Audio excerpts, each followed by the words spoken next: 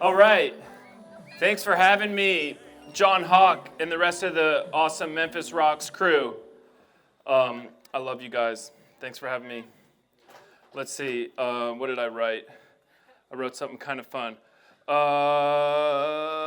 This is probably the first time anyone has been flown anywhere and put up on a stage and in a beautiful hotel in Chattanooga to give a talk about stone lifting. So that's kind of cool. A lot of you guys have been asking me, like, what is stone lifting? It's picking up heavy stones for sport. I'm gonna let the video do the rest, and then I'll talk more about it.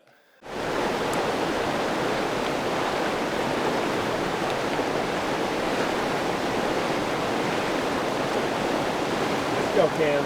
Tight. Keep coming. Keep driving. Drive. Come on. Big breath. Drive those hips through. Yeah, buddy. Woo!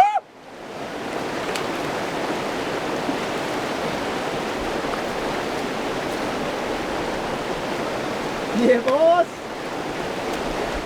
So thank you so much. That's called the Dragon's Tooth Stone, and that's a stone in Little Cottonwood Canyon. Believe it or not, that stone is 300 pounds. And so, like stone lifting, as you can imagine, it's a sport about as old as humanity itself. And back in the day, stones were used for like social hierarchy or like testing the strength of historical communities. This map, if you hit the 1A stones map, Chris, and if you can, so all these pins are like the known historic lifting stones. A lot of the oldest ones are in Iceland, which is just kind of covered by the red pins right now. And then there's a lot, or it's like all the colorful pins by Greenland. Some of those stones are like 500 years old. Let's see, like Asia and Southeast Asia and like Hawaii. You see there's some in Hawaii. A lot of the stones were like lifted once and then kind of like enshrined and like never lifted again. Same with Japan. It's like, I think like an emperor might have lifted them and then he's like, okay, no more lifting these things. So you can go to Japan and like, there's like a bunch of stones, but you can't lift them. So the ones on the map, you can go lift. There's a website, it's called oldmanofthestones.com, and it tells you all about the stones. But for me to just tell you guys right now, let's see. There's some stones. Let me see. Okay, so in the video, here, just play the next video, bro. I'm going to just let the videos get me going here. I made a documentary about stone lifting. You can see them chalking up just like rock climbing. That's a chalk bag just like a boulderer would use. All these meatheads getting all their hands all chalky, ready to pick up these rocks. You notice how it's hand strength just like a boulderer.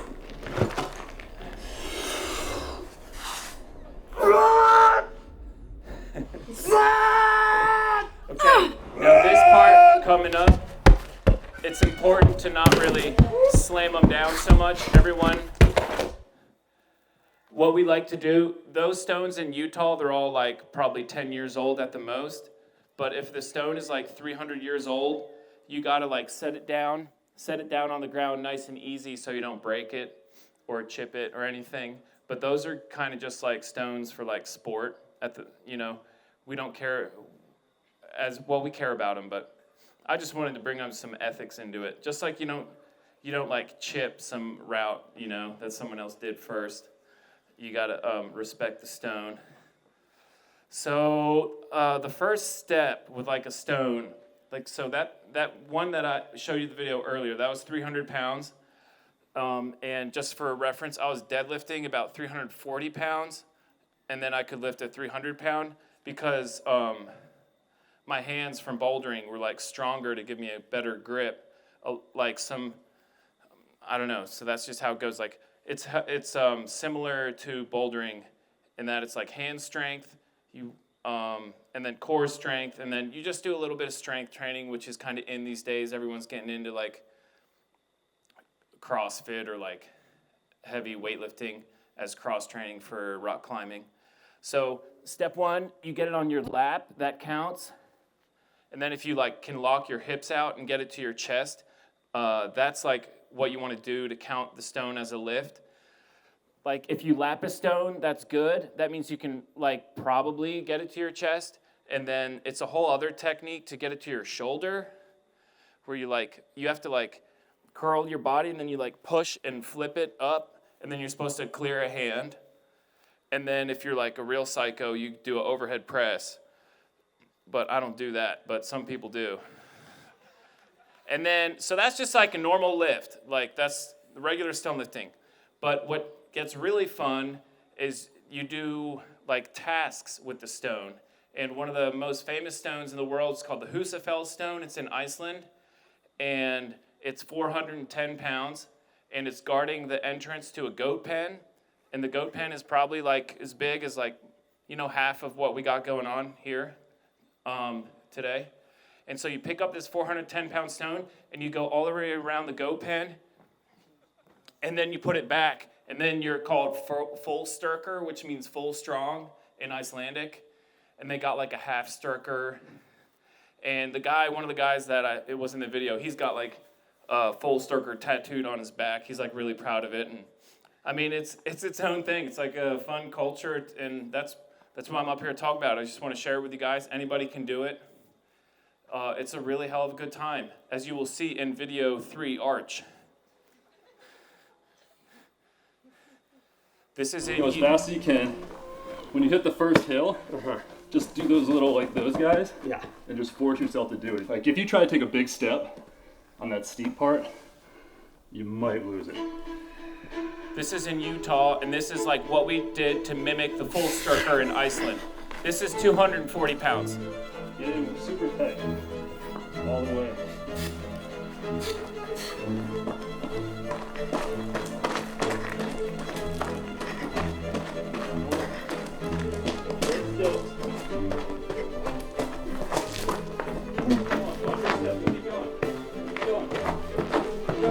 So he's going through this arch.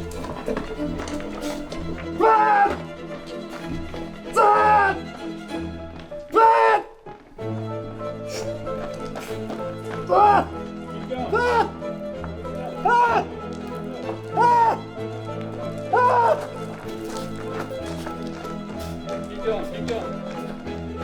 Yeah, come on. Deal with it.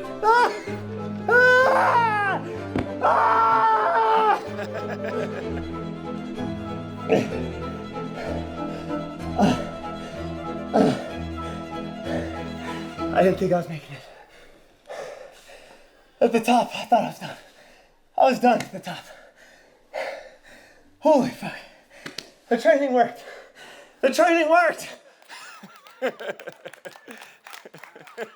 That was Justin Wood. He's from Salt Lake City.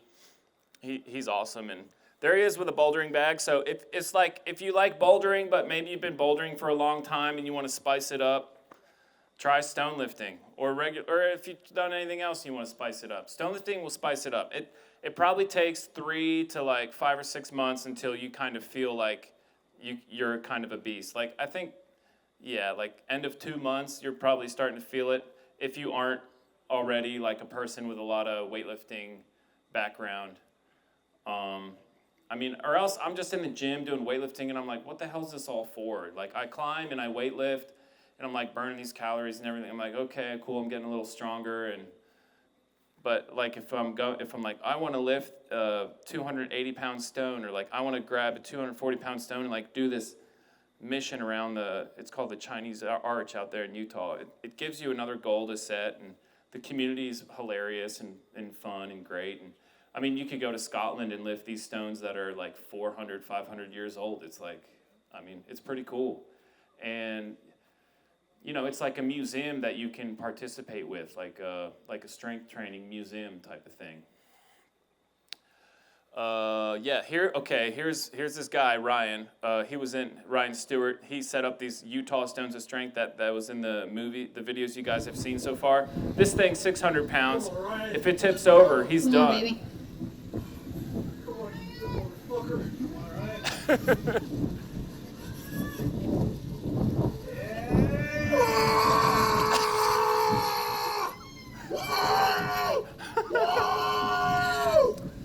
So, all he had to do for that stone to count was break it from the ground. So it's just kind of like different genres of stone lifting. And that was, 617 pounds or something. And then there's another stone in Iceland where it's like probably 400, but you just like pick it up and you go around a little stone in a circle. And, people have been doing it for hundreds of years. What else are you going to do in Iceland, I guess, over that amount of time? But it's cool that it's lasted so long. And I think what I was trying to get to earlier was, so like a fishing boat would come in from the shore. They would come to shore from the ocean, and maybe there'd be a community of people, and it'd be like, who gets the most fish off the fishing boat? It's like the guy who is best at stone lifting these set stones they had on the beach, and they're still there. And they're called the Dritvik stones, and whoever was the full Sturker guy on the Dritvik stones, like he got the most fish off the boat, I guess, is what they say. And there's another one like in Sweden where it was on this guy's farm, and he was always looking for help. So if you lifted this like 420-pound stone, you could marry his daughter. That's what the legend says. So let's see what we got here on the last one. So yeah, here, this just gets to my point more, how it's good for climbers. This is, let's watch it. Yep. Now wrestle it. Get a hand under it. There it is. Come on. Oh, yeah. All right, that was Jimmy Webb, and everything's easy for Jimmy Webb, so whatever. But that was 250 pounds, and that was us just messing around in Little Cottonwood Canyon, and there was like this concrete block, and we went and found some cool stones and lift it to the plinth. That's another type of lift, so that was like a natural, fun stone activity to do in the canyon that we came up with a couple years ago. So that just goes to show you that it's, in the Mountain West, it's very accessible, and I know around here it's accessible too. I have I got a nose for finding a liftable stone, and we'll go find some this weekend. Feel free to bother me if you think you found a cool stone and stuff, and we can lift it. Someone shout out a question if you got one. No, you don't always drop it on your toes, because you're lifting the stone here, and you drop it here. You're not gonna drop it like this. You're just gonna lift it up and drop it straight down. Everyone always thinks that's the case, but it's not. You weigh it with like you would if you went out deer hunting with a game scale. So you tether the stone up with some webbing, and then you get a couple dudes and lift a stick up with the stone hanging in the little webbing you made. Where and when will you show us? All weekend, all day, any day. Find me. Here, 10 a.m. tomorrow? I don't know. I'm not driving.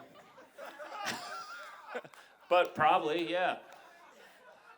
What's your favorite stone? Favorite stone was that first one. The favorite stone was the one that was next to the first one. It was 280 pounds. The Dragon's Tooth. Yeah. Let's play it again, and I can tell you guys what I did right and wrong. Let's break it down. Yeah. Okay. So it doesn't matter that I'm in the water. I'm barefoot too. That's whatever. I'm grabbing my wrist. Now my ass is way too high. My hips are way too high. Ideally, I didn't lift it sticking my butt up like that. Ideally, you kind of have a, it doesn't hurt your back. It makes your back stronger. It's okay. I just for perfect form, you don't want your butt that high. And I'm wearing the belt that you just core up against. It helps you just core up. And then I think I replaced it down pretty well, yeah. So, all right, guys. Thank you very much.